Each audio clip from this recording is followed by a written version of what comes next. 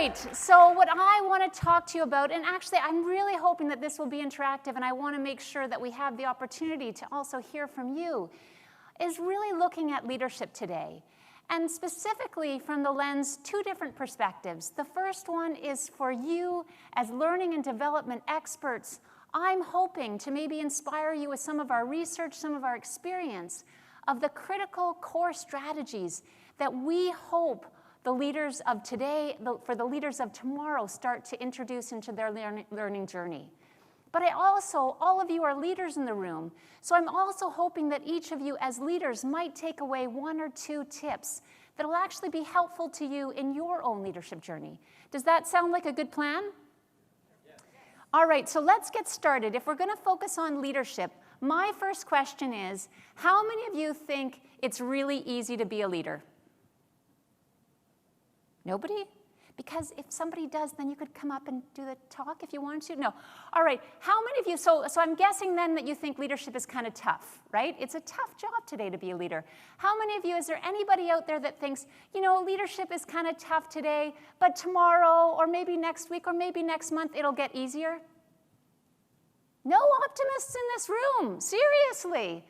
Well, I agree with you. I think that leadership is tough, and I actually think that it's going to continue to be challenging for us. But to dive into this a little bit first, I want to ask two questions.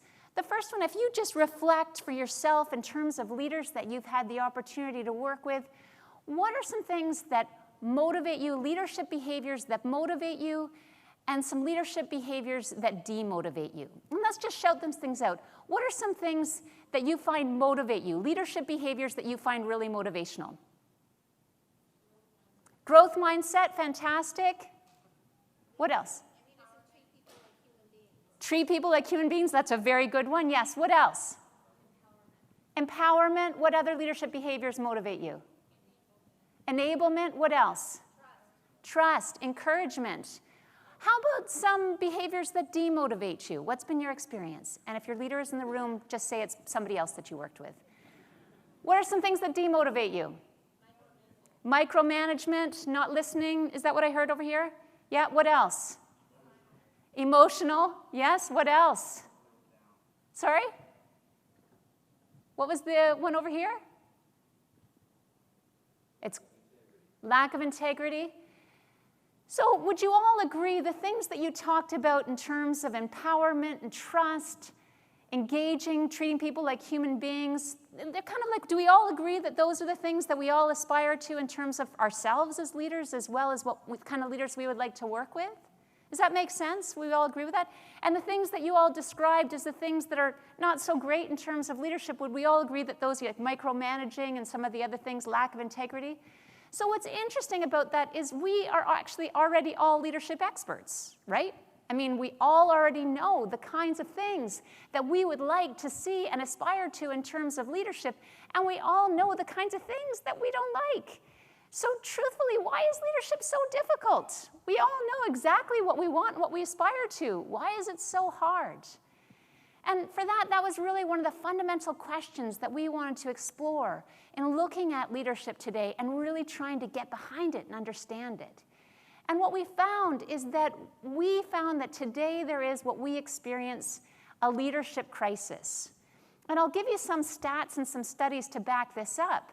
The first one, and you probably have already heard this, other speakers might have already talked about this, but we know in terms of the Gallup study that only 13% of the global workforce is engaged, 24% actively disengaged. And just to give that as a visual, just so you can really sort of feel what that means, that's like if our organization was like a big long boat, and we had 100 people in our boat, it would mean there would be 13 people up here going stroke, stroke, stroke. A bunch of people in the middle kind of dipping in and out, not really sure what to do. But there would be 24 people actively stroking in the opposite direction. That's what that means. Now that's challenging. Now there's another study, and this one was a little bit depressing. There was a study that found 65% of employees would forego a pay raise to see their leader fired. Why are you laughing? That's awful, right? I mean, that's really bad. And another interesting study, this was from McKinsey. 77% of leaders that they studied thought that they were doing a very good job in terms of motivating and engaging their employees. 82% of their people disagreed. And this is all despite $46 billion is spent annually. And this is actually what all of us in the room are involved in, right? $46 billion is spent annually developing leaders.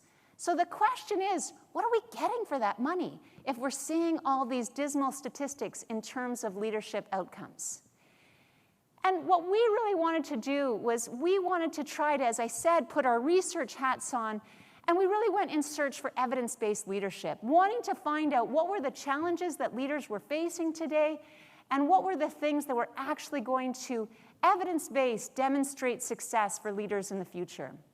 We partnered with Harvard Business Review, which is an amazing partner, enabled us to reach well beyond our network.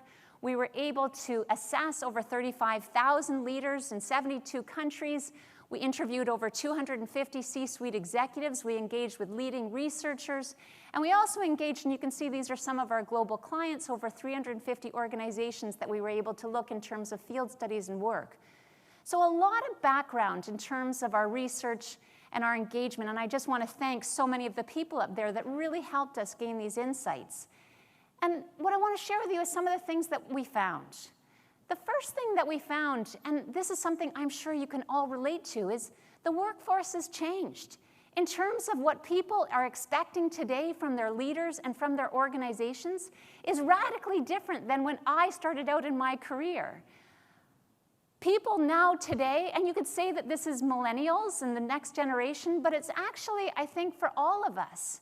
You know, we are looking to be happy at work. Like 20 years ago, we weren't talking about people wanting to be happy at work. But people are looking for that. People are looking to feel connected.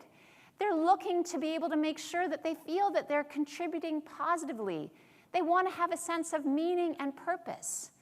And now it is the job of leaders. This was not the job of leaders 20 years ago, but is really the job of leaders now to help people feel these things at work. Does that make sense? Would you say, can you see that within your own organizations, this changing nature of the workplace? So in addition to this, the other thing that we found was that leadership needs to start with the mind. And specifically, what we heard from so many of the C-suite executives that we talked to is they said how important it was. In their leadership journey, they talked about how they were trained in many important skills like analyzing spreadsheets and market analysis and sales and all things that were really, really, really important at the time. They said there was not enough focus in terms of helping them truly understand who they were. And not just in 360s and personality tests, which they said they had up the wazoo, but it's one thing to be able to say, you know, people find you to be a little bit aggressive or impatient or not very approachable, because those are just still surface things. Those are still just behaviors. What they really needed help, and what they said has really helped them in terms of their leadership success, was understanding what lies behind those external behaviors and truly understanding their mind, truly understanding how their mind works and how to be able to lead themselves from a mind-centered perspective. And what we found, and this was really core to what we did in our research, was that if you really don't understand yourself, and like I said, specifically understand your mind and how it works, you can't lead yourself. And from there, if you can do that, then you can get to be able to understand your people, to be able to better lead your people, and from there to be able to better understand the collective mind of your organization, to then better be able to lead your organization. So this core idea of really being able to start leadership journey start with understanding the mind.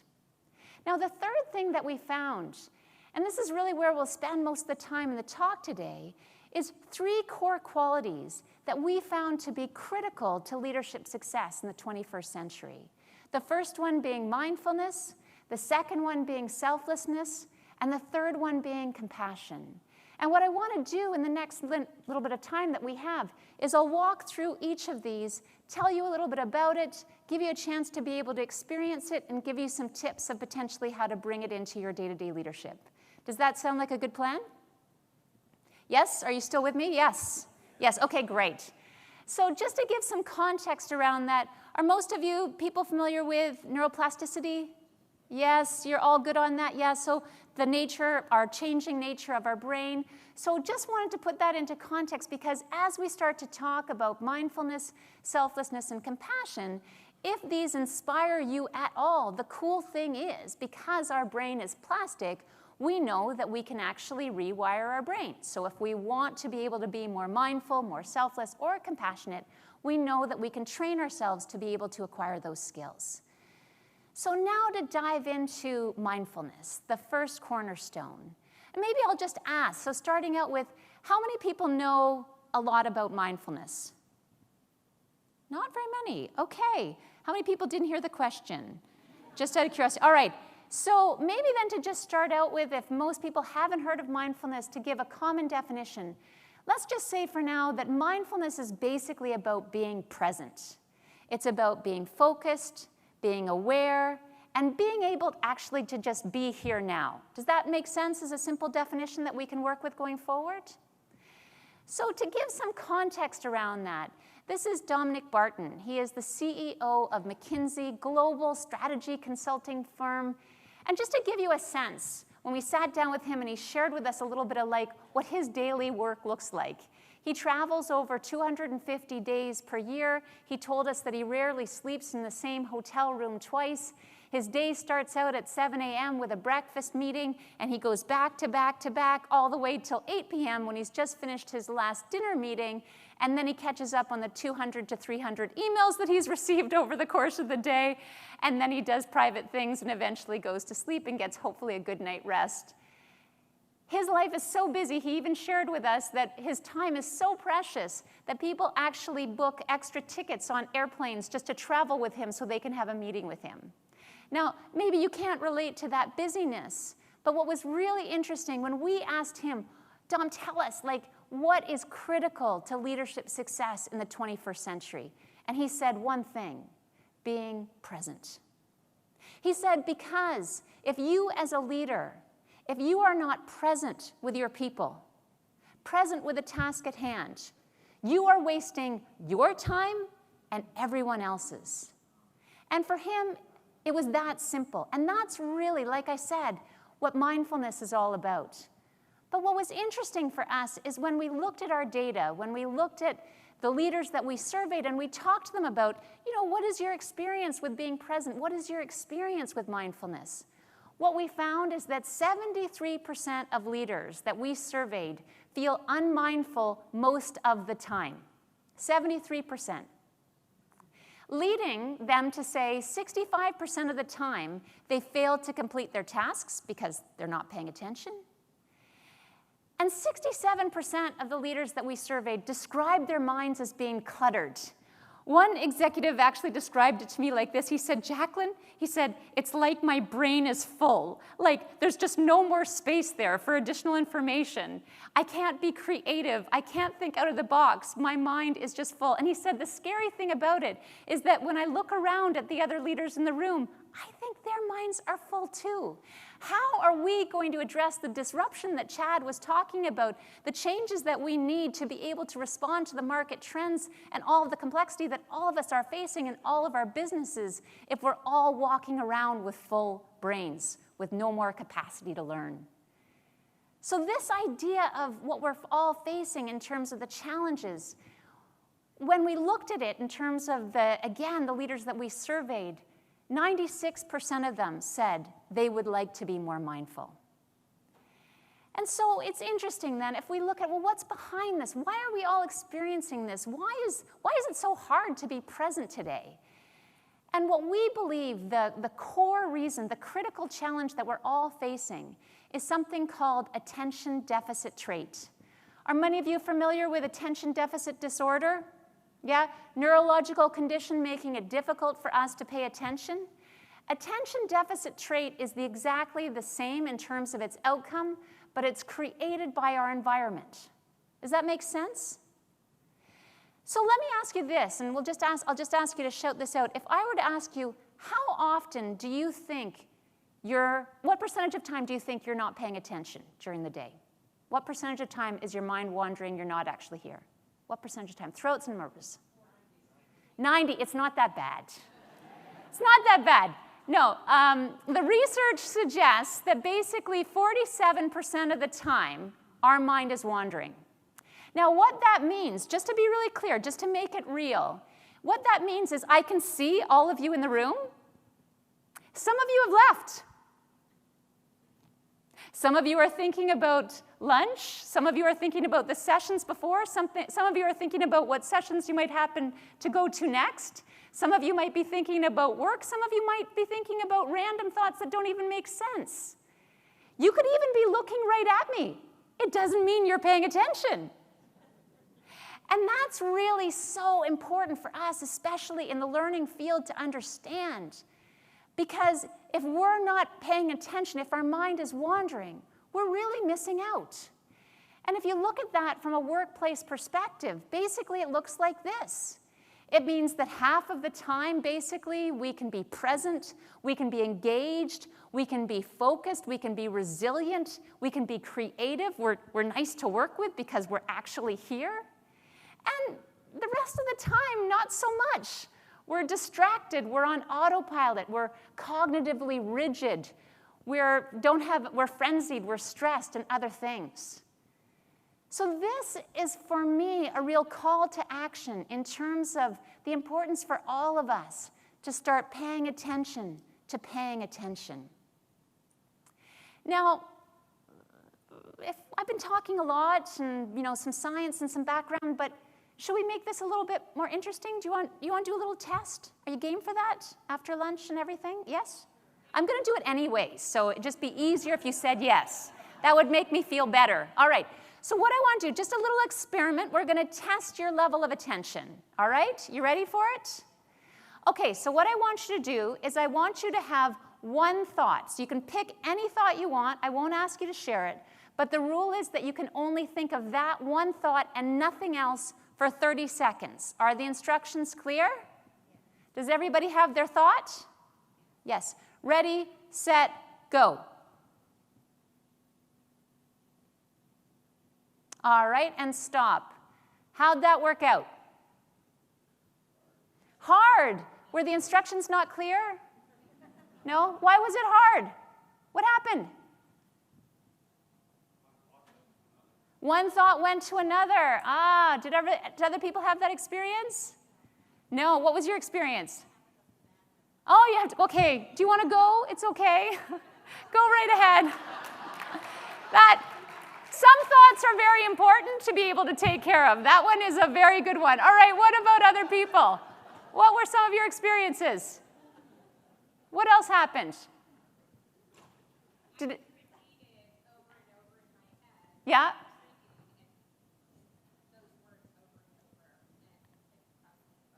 Oh, good. Oh, good. But you have to put some effort into it? Yeah, so it wasn't easy. But you were able to do it. Yeah? Still crept in. Right. Right, so you had to kind of like awareness, okay, come back.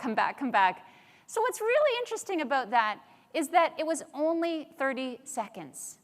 And this is just a little window into your mind. Like I said, leadership starts with the mind. A really little interesting window into your mind of how difficult it is to focus just on one thing for half a minute. And this is really important. Because in terms of, again, if we look at it from a productivity and performance, from a leadership perspective, it's a little bit like, let's say this is John here. John's got a really cool new leadership development program that he's working on. He's trying to be able to be creative, but where are his thoughts, right? Somewhere else that he'd rather be. Can anybody relate to that? Has anybody ever had that experience, right? But what's really interesting is here John is now actually at home enjoying time with his dog, and now where are his thoughts? And now here's the next one. You could probably see where this is going with an honest raise of hands. How many can relate to this, right? And what this basically says is we're all crazy. We're all crazy. I mean, I'm sorry to break it to you, but that's what this says, right? Because our mind is often going east and west and north and south, and it's limiting our ability to be able to connect with people. It's limiting our ability to be the kind of leaders that we want to be. It's limiting our performance at work, and it's also limiting our ability to enjoy the things that we do outside of work, the quality of our time. And what I want to tell you is that this is normal, but it's not necessarily the way that we need to be from a default perspective. And that's where, again, this idea of mindfulness comes in.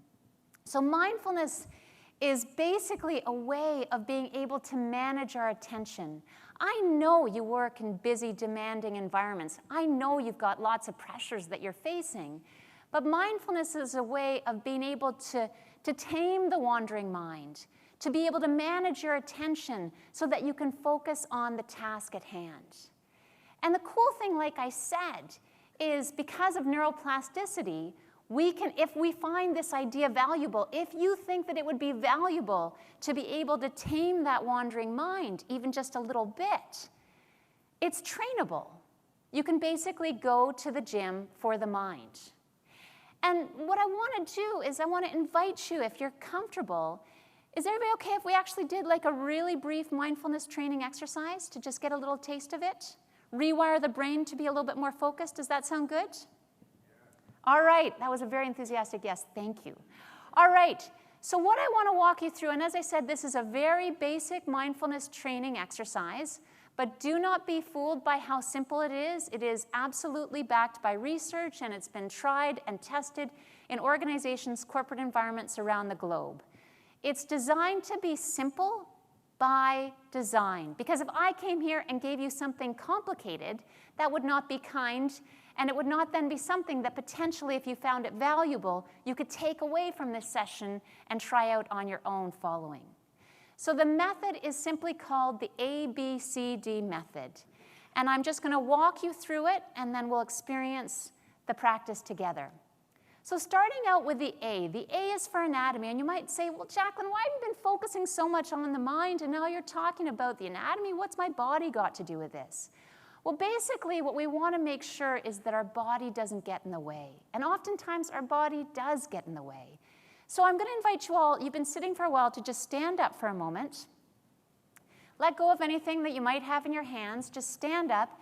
And I just want you to exactly just shake out a little bit. Exactly. Just to be able to just stretch out, like I said, after lunch, to be able to, you want to feel a little bit of energy flowing in your body. You might want to notice any tension that you might be experiencing. And just to be able to then find a position where you feel relaxed and yet alert. So find where you can be balanced, where you're grounded. And now just inviting you now, we're going to go into the mental gym. So I'm going to invite you now to sit back down, but sit with that same sense of relaxed alertness. You might want to sit a little more forward on your chair, sitting ideally with a straight back, but still with a sense of relaxed alertness. Now, if you're comfortable, I can invite you to close your eyes, and if you're not comfortable with those at your table, you can just gently gaze downward at the table or at the floor. I promise I will not be staring at you during this exercise. And I'll just invite you to just turn your attention to the simple experience of breathing. Now, this is not a breathing exercise. You're just using the breath as a tool to be able to train your focus. So simply just observing the breath as it comes in and observing the breath as it goes out. Your only job is to watch it neutrally, not trying to control it in any way.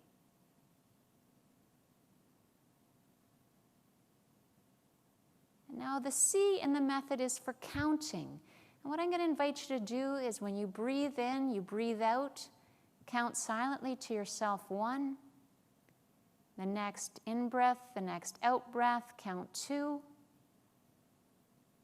And then all the way up to 10. And when you get to 10, counting backwards, 10, 9, 8, back down to 1, and continuing in cycles.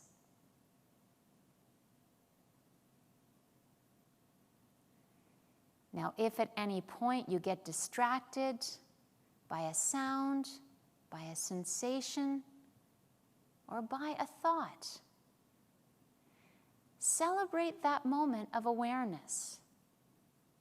Remember to relax Gently release the distraction and return your attention back to your breath and simply start counting from 1 again.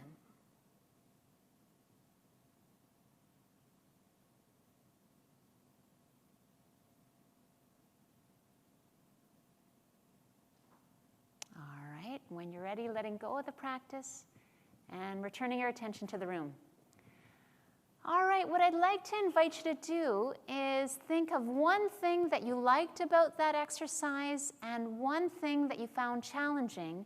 And maybe I'll have you turn to a neighbor and just share one thing that you liked and one thing that you found challenging. Go ahead. All right, coming back together.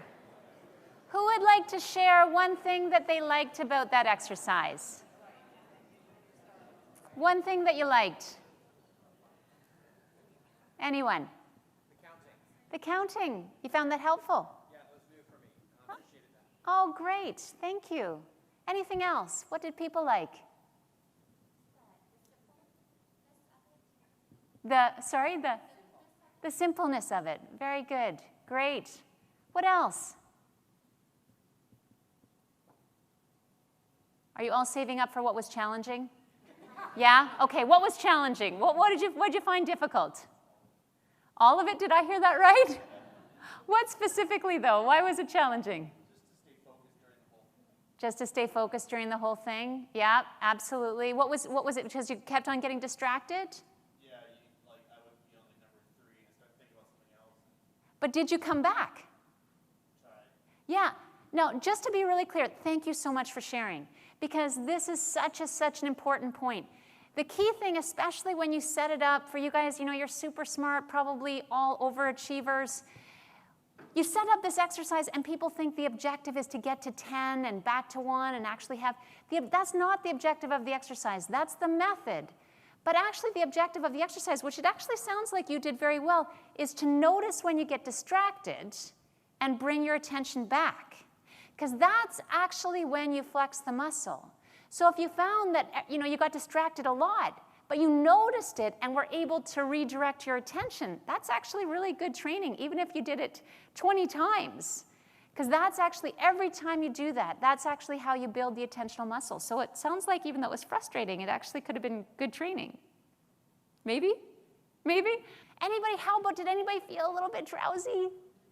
Yeah? Why didn't you say that? Because you're still sleeping? Yes? Okay. So there's 2 reasons, actually. What's actually the number 1 challenge in mindfulness training is drowsiness. And there's 2 reasons why people fall asleep during mindfulness training. The first is because you are tired. That's it, right? We know the statistics show that the majority of us in the US, and actually it's a global phenomenon, are sleep deprived. We're just simply not getting enough sleep, and it's causing all kinds of problems for us. And despite, things like being able to go to bed on time and trying to, what is it that usually keeps us up at night if we can't sleep? Exactly, it's our crazy mind. So just a little tip, if you're at all interested in getting better sleep, mindfulness training has been proven to be very effective to allow us to let go of the crazy thoughts so we can actually get a really good night's sleep. The other reason why people fall asleep during mindfulness training is because it's so weird.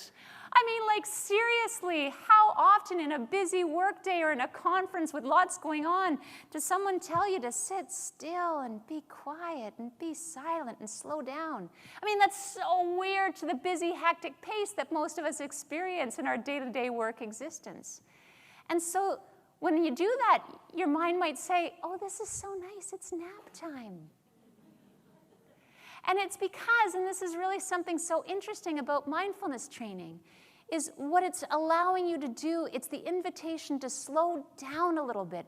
Slow down the crazy pace of busyness that most of us experience in our day-to-day leadership, so that when we choose to act, we're making sure we're not just jumping from fire to fire, but we're being more mindful in what we do next, because we're starting from a place of calm, focus, and clarity. Does that make sense? So when we look at that from a scientific perspective, just to see what was happening in all of your brains as we were going through that exercise, is basically this is the part of the brain that researchers have found to be responsible for our attention. It's kind of, you can think of it like the traffic cop in our mind. And what happens, and this happens to all of us, our mind has a natural tendency to wander. Actually, research has shown that, I mean, we all know, like a wandering mind actually can be really beneficial. If you think about it, actually, in terms of our ancestors, like way back in cave days, the guy or the gal that could sit and focus on the fire, they got eaten, my friends. They are not our distant ancestors. Our ancestors had wandering minds. Our ancestors were the ones that going, I think there's a rustle in the bushes over there. I think we got to move. We need more food. That could be a wheel. I mean, those were our ancestors. So having a wandering mind is not a bad thing. In fact, it can be very good for creativity. But here's the key thing that we need in terms of being able to manage our mind, is we need to be aware when our mind is wandering and have the mental strength to be able to redirect our attention back to an object of our choice, which in the mindfulness training exercise that you all just experienced is the breath. But it's the same thing when you're in a meeting. It could be the person that's speaking. When you're talking to your kids or whatever it is that you're doing, it's redirecting to an object of your choice. And the more you do it in the gym, the easier it gets in daily work life. Does that make sense? So, and then to just put it into context, this is Maura McCaffrey. She is the CEO of Health New England. And she talks about, for her, how mindfulness training has really helped her cut through the waterfall of distractions that she faces every day as a leader and enables her to be razor-sharp focused and clear-minded. And it's not just her personal experience. There's a ton of science that backs this up. And if any of you are interested in the research, please give me your card afterwards. I'd be happy to share with you these research studies. But there's been a ton of research that shows that mindfulness training enhances things like work-life balance, job satisfaction, collaboration, creativity, and focus. In leadership, leaders that are more centered, more grounded, are seen to be better leaders. It actually enhances the body, enhances our immune system. It also helps us, as I said, get better sleep. But it is cognitive flexibility. It keeps our mind more active, enhances memory. So lots of benefits. But what I want to leave you with before we go to the next one is 3 tips to be able to help you bring more mindfulness into your day-to-day leadership. The first one is a little simple mantra. It's just be here now. So you walk into the meeting room and you just make a simple choice. I know my mind has a tendency to wander, but I'm making a conscious choice to be here now. My mind might wander. I'm going to bring it back. I'm going to be here now because I want to show up for the people that I'm with or for the task at hand. Does that make sense? The second tip is to stop multitasking. I don't know if you've had experience or exposure to how bad multitasking is, but it's basically for leaders, for all of us, it's just the mother of all evils of performance. And if you want, again, more research on that, let me know afterwards. Happy to share with you, but just stop. It's just bad.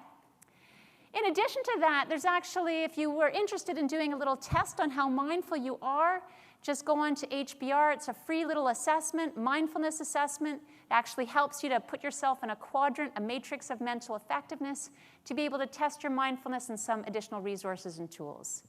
So that's what I wanted to share about mindfulness. Are we ready to move on to the second quality of selflessness? Yeah, we good to go? All right, so selflessness. Basically, selflessness is not to let our egoistic impulses get in the way of us being a good leader. And when we looked at the kind of stories that we heard, this is Jennifer Wu, who's the CEO and chairman of the Lane Crawford Joyce Group in Hong Kong. And she really talked about this. She said this is the leader's most important and most challenging job, is to keep the ego in check.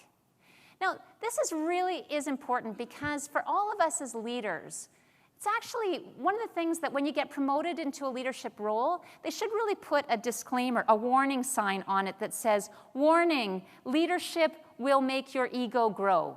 I mean, it's natural, right? Like, can you relate to this experience? You know, you start to get into a higher position and you start to think, hey, I'm pretty important. One CEO described it. He said, when I got promoted to the CEO role, he said, I noticed people started laughing more at my jokes. I assure you, I am no funnier than I was before, right? But you start to get that sense of importance. And the thing is that if you start as a leader to think that you're more important than your people, if you start to think that leadership is all about you, you're probably in trouble as a leader. But what I want to tell you is it's natural. It'd actually be unnatural for you as a leader to not start to have your ego start to grow. And there's some downsides, and this was, again, research that we found in terms of why this growing ego for us as leaders is so challenging and why it's so important to keep it in check. The first one is because a big ego makes you vulnerable to criticism. Basically, the bigger your ego, the bigger target you are for someone to say, I don't like that, and you go, ouch.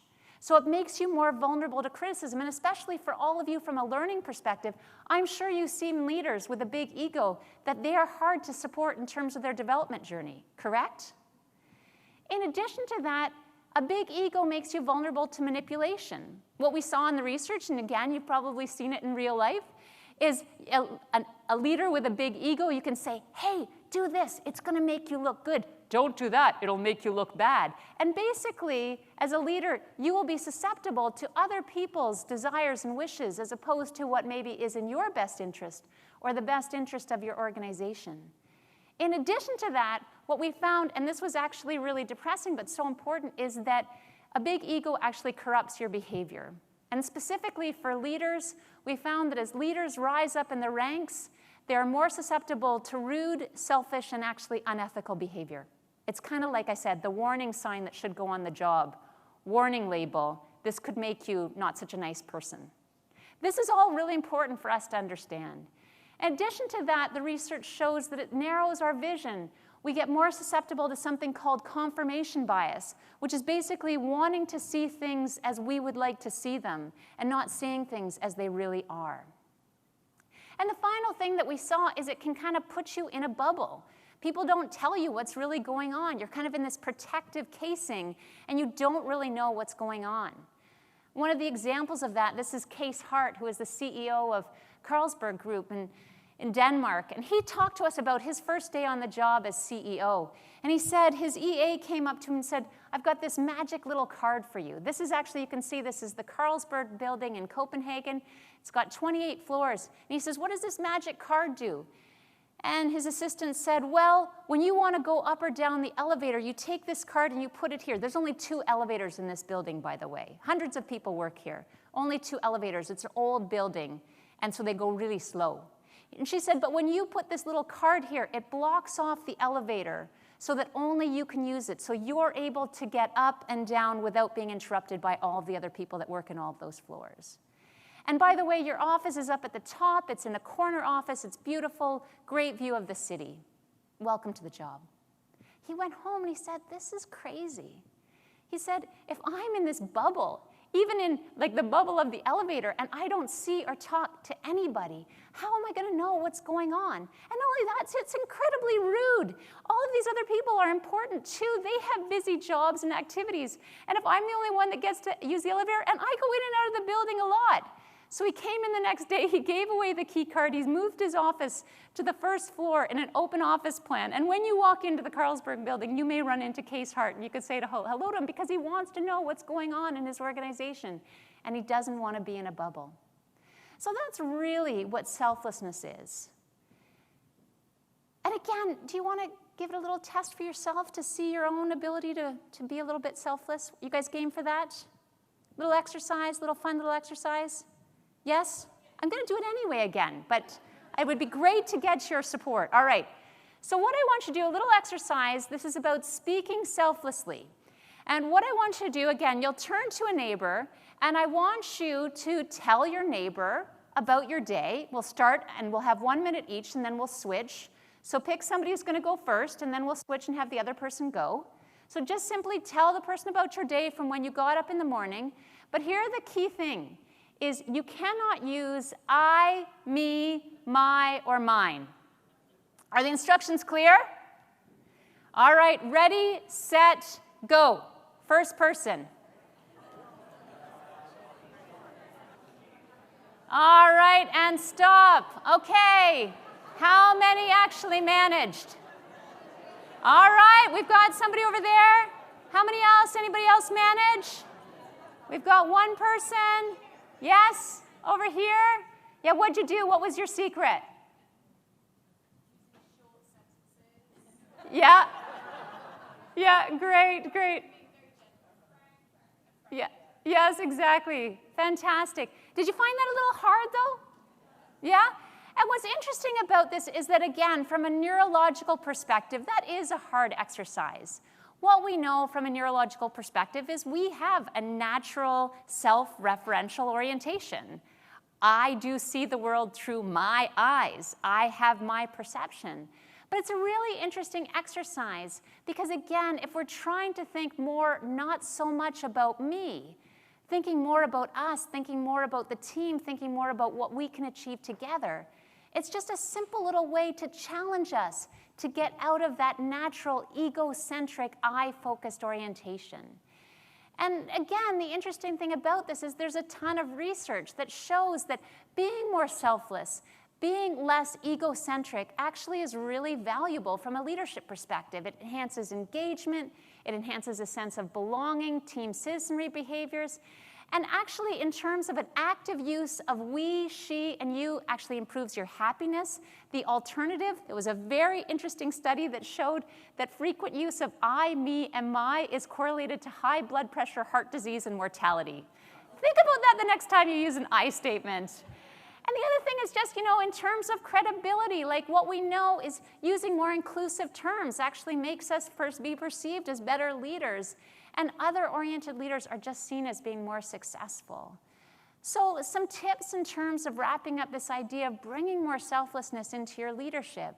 The first one is to test this out, using less I, me, and mine. Now, I'll give a qualifier on that, is that there are some times where it's really important to use I. Like, for example, when I'm giving someone recognition, when I'm saying, I think you did an amazing job, or when I'm taking blame for something that didn't go so well. I made a mistake and I don't want to say, yeah, we made a mistake, folks. No, if it was me, I'd take ownership for that. But the idea is to really challenge yourself, and a really good, simple way to implement this tip is the next time when you're writing emails, because emails are often a chance to be able to be more reflective, just really notice, one, how often you use I, me, my versus more inclusive pronouns, and also what happens when you receive emails that are I, me, my versus more inclusive. So that's tip number one. Tip number two is to really bring more humility into your leadership. There are all, right now, for all of you, it's a real privilege to be in this room, right? Like, there are people back in the office, there are people probably back in our homes, wherever, people that are doing things that are supporting and enabling us to be here. Some of them we actually know, and some of them we don't even know. So many people that are supporting us in our success, and the one real challenge for us as leaders is oftentimes we can think, wow, I did such a great job. And we forget to really bring more humility into all of those people who are supporting your success, who are supporting the success of your organization. And so bringing more humility into your leadership. And finally, then, the natural outflow of more humility is gratitude. And really to express it, a really nice thank you and great job. And really force yourself, because the other thing that we know from a neurological perspective is as leaders, we are programmed to see the things that didn't go well. We are really good at saying that was not a good job. We don't see the things that people are doing that are great because that was, a bad thing didn't happen, I didn't see it. But people supported that. So really forcing yourself to bring more gratitude into your day-to-day leadership.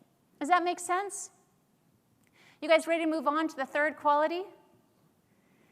So compassion. So a simple definition that I want to invite you to consider in terms of compassion is the intention to be of benefit to others. Now, I don't know if when I said it earlier, did anybody think, oh, Jacqueline's going to go all soft on us, compassion, it's all like flaky. Did anybody think that, honestly? Yes, some of you did. Yes, thank you for your honesty.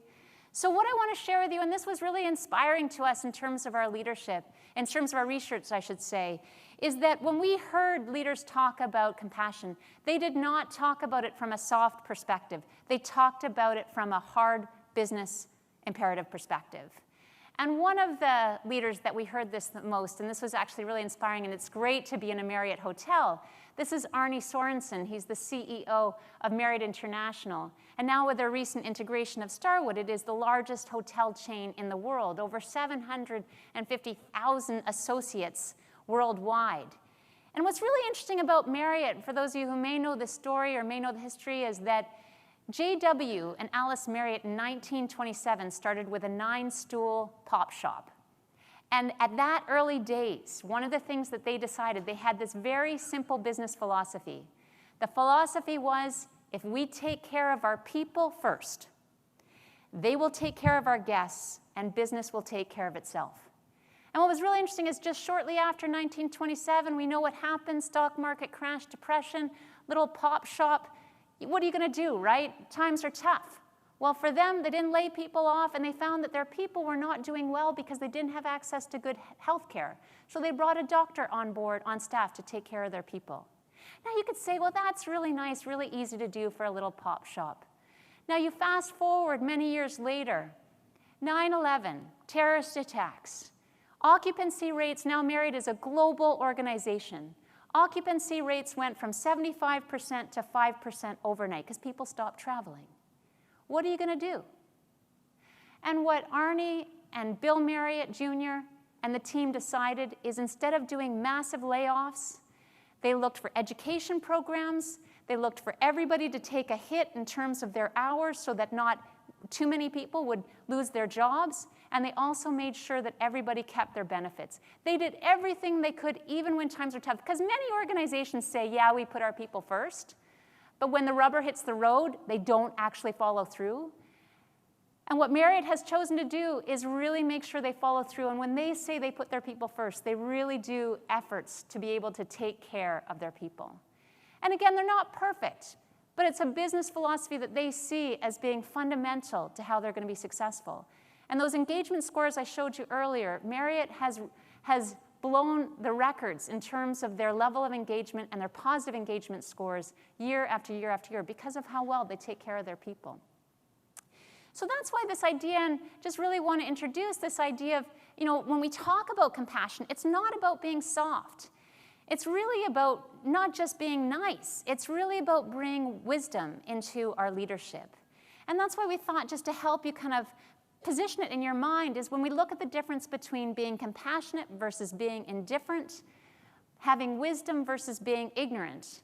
If we just want to be really nice to everyone, and as a leader we want them to like us, well, basically where we end up is just being naive. I mean, we just don't do the things that we need to do, and that's not a good place to be in terms of our leadership. If we're in the bottom corner, which basically means we're indifferent, we don't care about people at all, and we're ignorant, well, there's not really anything good to say about that. So we'll just move on. So the other quadrant, though, and this is a really interesting one where we saw a lot of leaders, is super smart, having really perhaps good wisdom, but they really either didn't care about people or certainly didn't show that they cared about people. And their people saw them as manipulative, and although they would maybe have a short run, a short ride, they were not able to engender long-term success in terms of engaging their people. So the sweet spot, and that was really what our research showed, was really bringing this idea of compassion and wisdom. And what that looks like is, it means stepping up and saying, I got to give you some really tough feedback, but I really care about you, and I see your potential, and I want to support you, and I know you're not going to want to hear this, but this is actually really important. Or, doing things, making tough decisions, but knowing that they're in the best interest of the organization. And as leaders, we all need to step up to those challenges, but we can do it with more compassion. And again, the science on this is really quite compelling. We know that organizations with more compassionate cultures have stronger connections between people, better collaboration, higher trust, enhanced loyalty. In addition to that, compassionate leaders are seen as being stronger. Compassionate company cultures have people that are more altruistic inside the company and outside. And there's also a greater sense of pride. People talk about the organization in terms of, wow, it's a really great place to work. So 3 tips. The first one is that I really want to invite you, as leaders, compassion actually should start with yourself. Get better sleep. Make sure that you're managing your time, balance your life. get some exercise, eat well every once in a while, all those things that we all know, but oftentimes in our busy day-to-day life, we don't take care of ourselves. And a really good starting point for compassion, it's like when you fly on the airplane and they say put your own oxygen mask on first. Please do that. Secondly, another mantra is just when you show up for your people, you just ask, how can I be of benefit? How can I be of service? How can I support you to be successful? Because then we'll all be more successful. And the other thing that I'd really love, and you can actually start this today, is random acts of kindness. Wouldn't it be great if after this session, if all of us just made a commitment to do one random act of kindness coming out of this session? Would you guys be game to do that? I mean, it could be a simple thing like a random act of kindness. It could be smiling at somebody who you think might be in need of a smile. It could be, opening the door for somebody. Are you guys all willing to commit to at least one random act of kindness? Yes? All right. So in wrapping up, one of the summaries, what we found in our leadership, in our research, was really summarized in terms, this is Javier Pladvel, an automotive executive. He's actually with Audi Volkswagen in Europe. And he really talked about, and I think this is so important for us in the learning field, he said, leadership today is basically about unlearning management and relearning being human. Back to what you said about how important it is for us as leaders to show up as human beings. Now, if you're interested in finding more about it, this is the book, as was mentioned, or as Chad mentioned, The Mind of the Leader. If you're interested, it's got all of the research that I talked about, as well as more tips and tools. In addition, though, if you just want the app, there's actually, you can go to this website, www.themindofleaderbook.com, free app that you can download to be able to try some of the mindfulness and selflessness and compassion practices to rewire your brain.